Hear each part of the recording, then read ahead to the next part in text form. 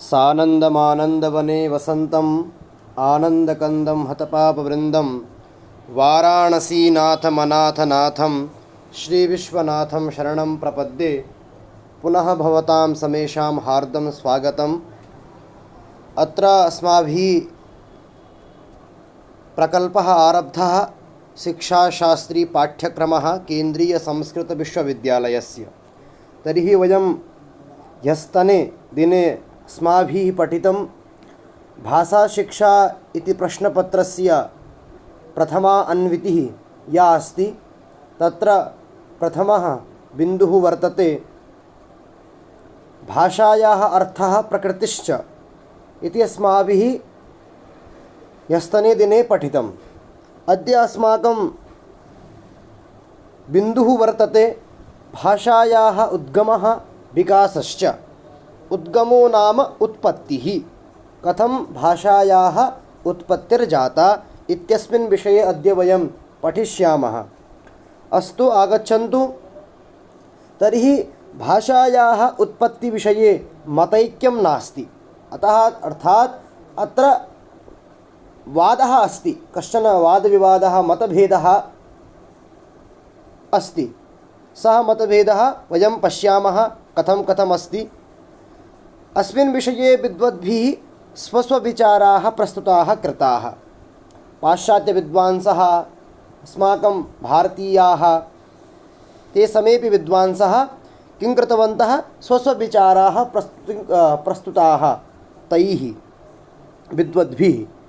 अत्र केचन सिद्धान्ताः प्रस्तूयन्ते। भाषा उत्पत्तिविषये सिद्धान्ताः वर्तन्ते, ते अत्र मया प्रस्तूयते।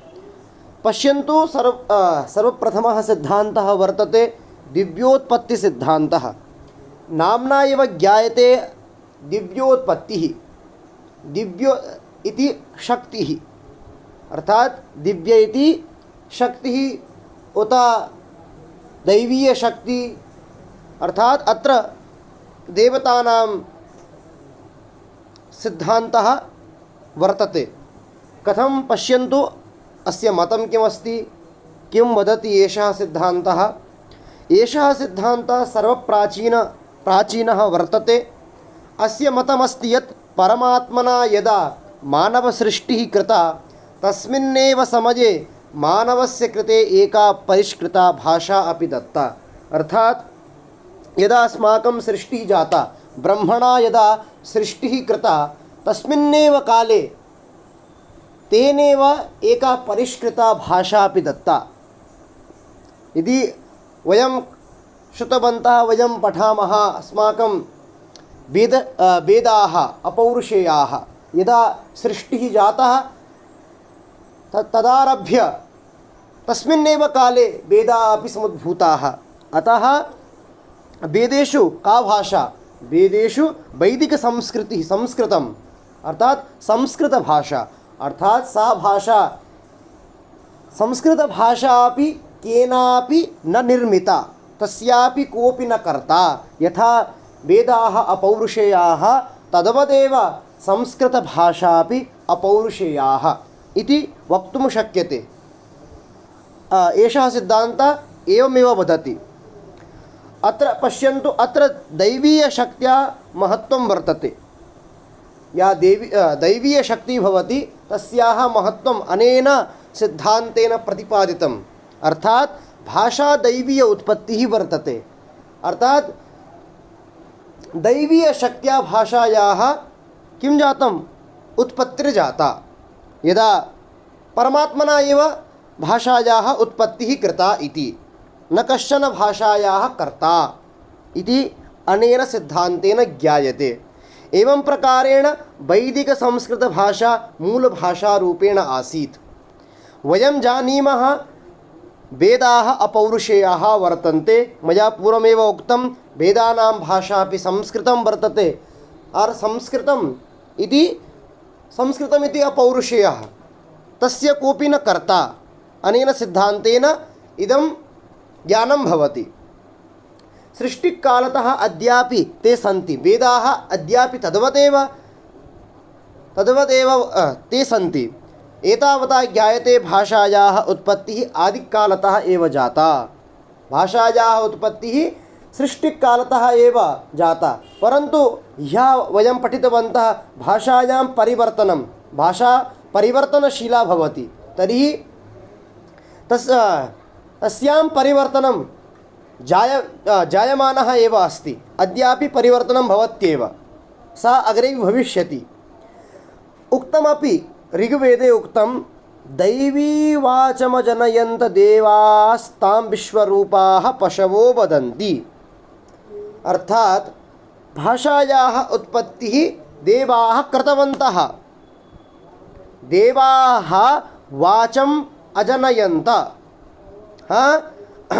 तां भाषां सर्वे प्राणिनः वदन्तु, अर्थात तां विश्वरूपाः पशवो वदन्तु। पशवो इत्युक्ते प्राणिनः, विश्वरूपाः विश्वेस्मिन् ये प्राणिनः सन्ति ते समेपि वदन्तु इति ऋग्वेदे उक्तमेव। अर्थात अनेन ज्ञायते यत् भाषायाः उत्पत्तिः आदिकालतः सृष्टिकालतः परमात्मना एव विहिता कृता। एवं रूपेण दिव्योत्पत्तिसिद्धान्तस्य मतमस्ति। अत्र अस्माभिः दृष्टं यत् वयं पठामः अपि सर्वत्र भगवतः शिवस्य डमरुवादनेन 14 माहेश्वरसूत्राणि निर्गतानि, नृत्तावसाने नटराजराजौ इत्यादिकं वयं पठामः। अस्माकं तत्र इदं एषः सिद्धान्तः आस्था आधारितः वर्तते। वयं वदामः संस्कृतभाषा मूलभाषा, कश्चन ये पाश्चात्याः सन्ति ते वदन्ति फारसी, अरबी, ग्रीक वा इत्यादयाः भाषाः प्राचीनभाषा वा उत मूलभाषाः इति ते स्वीकुर्वन्ति। अस्माकं संस्कृतभाषायां विश्वासः वयं तद् अङ्गीकुर्मः, अतः वयं वदामः संस्कृत एव भाषा मूलभाषा। अस्माकं कृते तु तत् सम्यक् भवति, परन्तु अग्रे वयं समीक्षणं कुर्मः अत्र के दोषाः, कथम् अस्य सर्वेपि न अङ्गीकुर्वन्ति, तर्हि अत्र समीक्षणं पश्यन्तु। अत्र के दोषाः, कथम् अस्य सिद्धान्तस्य संगतिः तादृशी नास्ति, समेपि कथं न स्वीकुर्वन्ति इति पश्यन्तु। एषः सिद्धान्तः तर्कसङ्गतः विज्ञानसङ्गतः च नास्ति। अग्रे पश्यन्तु कथं नास्ति इत्यपि लिखितमस्ति। केवलम् आस्थाधारितं वर्तते। यः यदि अस्माकं भारतीयः एव यः परमात्मनं वा भगवन्तं न स्वीकरोति चेत् तर्हि तस्य कृते तु भाषा दैवीय दिव्योत्पत्तिसिद्धान्तः अस्त्येव न। अतः अत्र तादृशः कश्चन तादृशः कश्चन एवं नास्ति, मूलभूतं नास्ति यत् सर्वतोभावेन दिव्योत्पत्तिसिद्धान्तः वयं स्वीकरिष्यामः इति। यदि भाषा ईश्वरप्रदत्ता भवति चेत् भाषाभेदो न भवति। यदि यथा अस्माकं शरीरस्य रचना भगवता कृतं, तर्हि तत्र तु काचित् भिन्नता तु भवत्येव, परन्तु सा रचना तु नासिका तत्रैव भवति, मम नासिका यत्र अस्ति तत्रैव समेषां भवति, उत श्रवणं करणेनैव भवति। एवं रूपेण तत् समानम् अस्ति। यदि ईश्वरप्रदत्ता भाषा अस्ति चेत् सा समाना भविष्यति, अतः समाना नास्ति इत्यनेन ज्ञायते अयं सिद्धान्तः तर्कसङ्गतः विज्ञानसङ्गतः इत्यादिकं नास्ति, केवलम् आस्थाधारितं। यः दैवीयशक्तिं स्वीकरोति सः अनेन सिद्धान्तेन सन्तुष्टः अस्ति। सिद्धान्तोऽयं सः स्वीकरोति, परन्तु यः भगवन्तं न स्वीकरोति तस्य कृते अयं सिद्धान्तः न सङ्गतः। अस्तु, समीक्षणं वयं पश्यामः। समीक्षणम् अस्माभिर्दृष्टं, सिद्धान्तोऽपि दृष्टः किं वदति। अग्रे अस्ति सङ्केतसिद्धान्तः। सङ्केत इत्युक्ते वयं सङ्केतमाध्यमेनापि किमपि कुर्मः। यः पठितमपि साङ्केतिकभाषापि भवति। तर्हि अस्य सिद्धान्तस्य निर्णयसिद्धान्तः, स्वीकारवादः इत्यादीनि अपराणि नामानि अपि सन्ति। अस्य मतस्य प्रवर्तकः फ्रेञ्च् विचारकाः रूसो महोदयः अस्ति। तेषाम् अभिप्रायः वर्तते यत् आरम्भे मनुष्यः पशुवत् आङ्गिकसङ्केतमाध्यमेन स्वभावाभिव्यक्तिः करोति स्म। यथा पशवः कुर्वन्ति स्व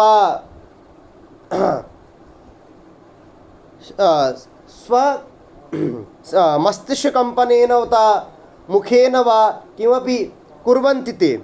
अतः तद्वदेव साङ्केतिक आङ्गिक स्व अङ्गानां माध्यमेन ते भावाभिव्यक्तिं कुर्वन्ति। तो तथैव मनुष्यः अपि एवं करोति स्म। तर्हि तदनन्तरं तैः सिद्धान्तप्रवर्तकैः उत सिद्धान्तसमर्थकैः अनन्तरं सङ्केतमाध्यमेन तथा कार्यसम्पादनं न अभवत्, तथा तत्र तादृशी स्पष्टता नासीत्। मया ह्यपि उक्तं सङ्केतमाध्यमेनापि तादृशी स्पष्टता न भवति। भाषा तु व्यक्तौ एव स्पष्टता आगच्छति भाषायां यदा वयं वदामः। अत एव भाषा इत्युक्तेन मानवीयभाषा ग्राह्या इति अस्माभिः पूर्वमेव पठितमस्ति। अतः सङ्केतमाध्यमेन तादृशी सम्पन्नता वा कार्यसम्पादनं न अभवत्। तेन तैः एका सभा आयोजिता। तत्र तैः निर्णयः कृतः यत् अस्य पदार्थस्य नाम इदम्, अस्य कृते इयं संज्ञा, अस्य कृते इयं संज्ञा इति तैः तत्र शब्दानां निर्माणं तैः कृतम्। अस्य कृते इदं सङ्केतं क्रियते चेत् अस्य बोधः भविष्यति इत्यादिकं तैः एका सभा आयोजिता। तत्र निर्णयः कृतः इदम् अस्य नाम वा उत अस्य पदार्थस्य इयं संज्ञा, एवं सङ्केतः क्रियते चेत् अस्य पदार्थस्य ज्ञानं भविष्यति इत्यादिकं तैः तत्र किं कृतं, निर्णीतं, निर्णयः कृतः। अनेन ध्वन्यात्मकसङ्केतानाम् उत्पत्तिः जातः। अनेन सभाया कृता तत्र निर्णयः तैः कृतं। तेन निर्णयेन ध्वन्यात्मकसङ्केतानाम् उत्पत्तिः जातः। एवं रूपेण भाषायाः प्रादुर्भावः सञ्जातः इति कः स्वीकरोति? सङ्केतसिद्धान्तिनः।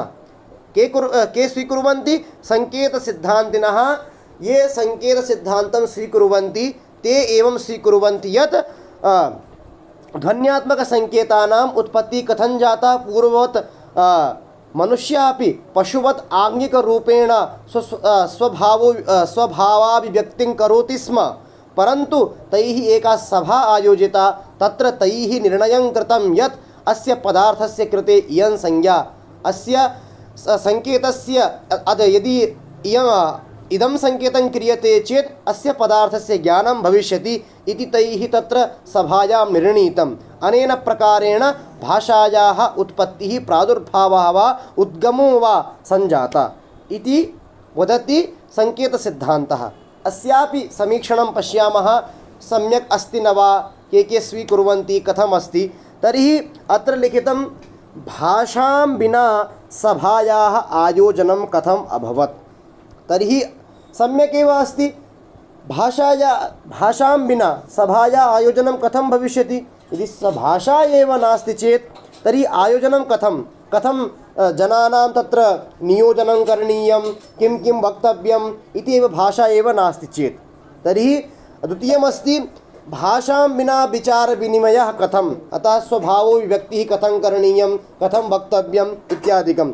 एषः अपि तर्कसङ्गतः, विज्ञानसङ्गतः नास्ति इति कः सङ्केतसिद्धान्तः समाप्तः। अत्र अस्माभिः दृष्टं कथं भाषायाः उत्पत्तिः इति स्वीकुर्वन्ति। अनन्तरमस्ति रणनसिद्धान्तः।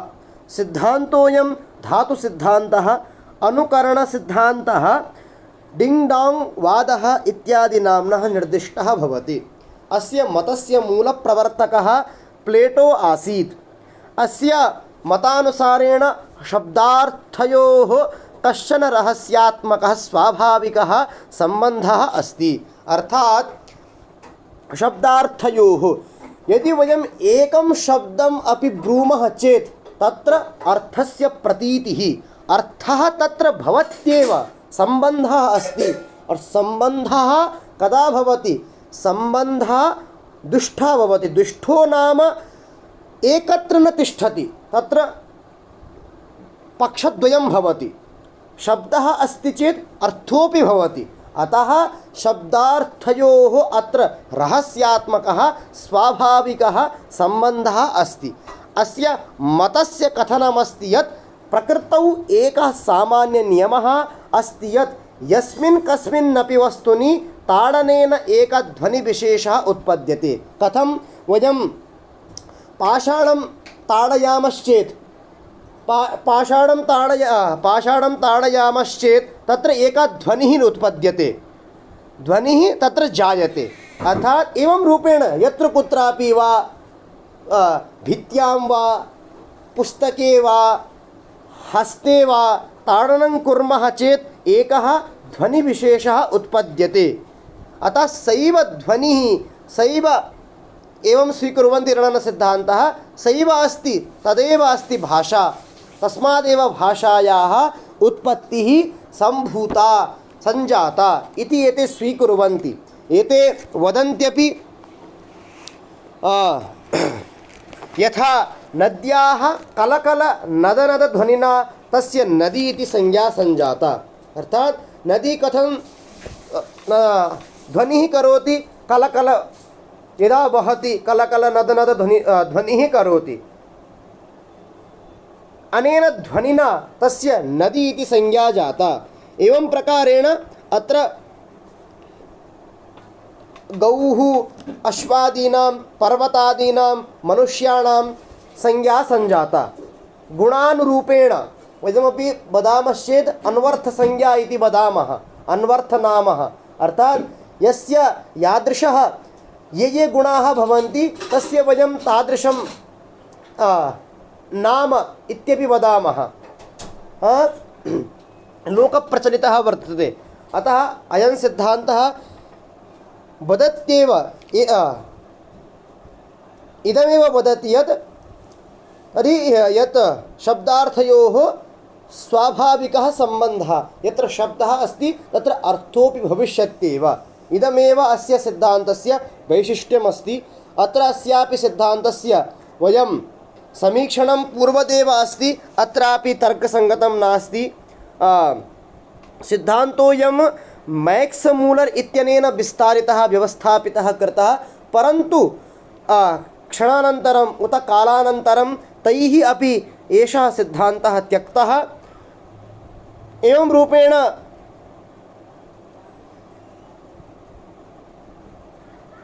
परन्तु अत्र एवमपि लिखितमस्ति समीक्षणे, एषः सिद्धान्तः शब्दार्थयोः रहस्यात्मकस्वाभाविकः सम्बन्धः स्वीकरोति, परन्तु शब्दार्थयोः सांकेतिकसम्बन्धः न तु स्वाभाविकः। स्वाभाविकः सम्बन्धः नास्ति, अपि तु सांकेतिकः सिद्धान्तः अस्ति इति अत्र पुस्तके लिखितमस्ति। एवं रूपेण अस्माभिः दृष्टं सर्वप्रथमं भाषायाः उत्पत्तिविषये दिव्योत्पत्तिसिद्धान्तः अस्माभिः दृष्टः। अत्र किं किं वर्णितमस्ति, कथं भाषायाः उत्पत्तिः सञ्जाता। अत्र दैवीयशक्त्याः वर्णनं विहितमस्ति। अपरञ्च वर्तते सङ्केतसिद्धान्तः। सङ्केतमाध्यमेन कथं भाषायाः उत्पत्तिः सञ्जाता इति अत्र वयं दृष्टवन्तः। अपरञ्च अस्ति रणनसिद्धान्तः। अत्र कथं स्वाभाविकः सम्बन्धः ते स्वीकुर्वन्ति इति अस्माभिः दृष्टं। ध्वनिः उत्पद्यते सर्वेषु वस्तुषु। यदि वयं वस्तूनि यदि वयं ताडयामः तदा शब्दविशेषः उत्पद्यते, सैव ध्वनिः। भाषा सैव भाषा अर्थात् भाषायाः उत्पत्तिः एवं सञ्जाता इति रणनसिद्धान्तवादिनः स्वीकुर्वन्ति। एवं रूपेण वयम् अग्रे पठिष्यामः। ध्वन्यनुकरणसिद्धान्तः, अपरञ्च आवेगसिद्धान्तः, श्रवध्वनिसिद्धान्तः, इङ्गितसिद्धान्तः, सम्पर्कसिद्धान्तः, प्रतीकसिद्धान्तः। एते सर्वेपि विवादास्पदाः। समेपि तत्र एकमपि सम्पूर्णं नास्ति। ये यं यं स्वीकुर्वन्ति तत्र स्पष्टता कुत्रापि नास्ति भाषायाः उत्पत्तिविषये। मया पूर्वमेव उक्तम्, अत्र मतैक्यं नास्ति। अतः ये यथा स्वीकुर्वन्ति तथा स्वीकुर्वन्तु। वयं तु स्वीकुर्मः सिद्धान्तः। अहं तु स्वीकरोमि दिव्योत्पत्तिसिद्धान्तः। तथापि नास्ति समीक्षणं पश्यामः, भाषायाः भिन्नता अस्ति सर्वत्र। तथापि वेदानाम् उत संस्कृतभाषायाः उत्पत्तिः तु आदिकालतः सृष्टिकालतः एव अस्ति इति धिया अस्माकं विश्वासः वर्तते। वयं विश्वासं कुर्मः। एतावता दिव्योत्पत्तिसिद्धान्तः वयं स्वीकुर्मः। परन्तु अत्र अस्माकं मतं न स्वीकरणीयम्। अत्र परीक्षायां यत् आगमिष्यति तदेव अस्माभिः लेखनीयम्। अतः एवं रूपेण भवन्तः तत्र लेखितुं शक्नुवन्ति। तत्र परीक्षायां बिन्दुबिन्दुरूपेण इति तत्र मुख्यांशाः ये भवन्ति तेव लेखनीयाः। सम्यक्तया सरलमाध्यमे सरलभाषया तत्र स्पष्टता स्यात्। एवं रूपेण लिखन्तु, किञ्चित् लिखन्तु, परन्तु सम्यक् तत्र स्पष्टता भवेत्। तत्र ये रिफ्रेन्स् इत्यादिकमपि ददातु। तेन प्रभावता तत्र यः समीक्षणं करोति अनन्तरं तस्य प्रभावता उत्पद्यते। अतः सम्यक्तया परीक्षायाम् एवं लिखन्तु। अनन्तरं पुस्तकमपि भवन्तः पठितुं शक्नोति। भाषाविज्ञान कपिलदेव द्विवेदी महाभागानां पुस्तकम् अस्ति। अन्यत्रापि बहुत्र किम् एतत् लभ्यते भाषायाः विषये। परन्तु अत्र मया यत् सारतत्त्वम् उत यत् मया विचारितं तद् मया लिखितमस्ति। भवन्तः एतदपि पठितुं शक्नोति। परीक्षायाः कृते एतत् सम्यक् अस्ति इति मे विश्वासः वर्तते। अस्तु, तर्हि भवन्तः पठन्ति इति अहं विश्वासं करोमि। भवतां कृते एषः लाभप्रदः भवेत् इति अहं कामये। भवतां साहाय्यम् अनेन माध्यमेन भविष्यति। अस्तु, भवन्तः समेपि स्वसाहाय्यं ददातु। सब्स्क्राइब कुर्वन्तु चैनल। तथा च अस्य प्रचारप्रसारं ये केन्द्रीय संस्कृत विश्वविद्यालयस्य यस्य कस्यापि परिसरे शिक्षाशास्त्री कुर्वन्तः सन्ति ते पठन्तु। यदि कस्यापि कापि समस्या उत तस्य कापि शङ्का अस्ति चेत् कामेण्ट् माध्यमेन लिखन्तु। अहं तां समस्यां तस्याः समस्यायाः निवारणं कर्तुं प्रयासं करिष्यामि अहम्। अस्तु, तर्हि नमो नमः, धन्यवादः, पुनर्मिलामः। अस्तु।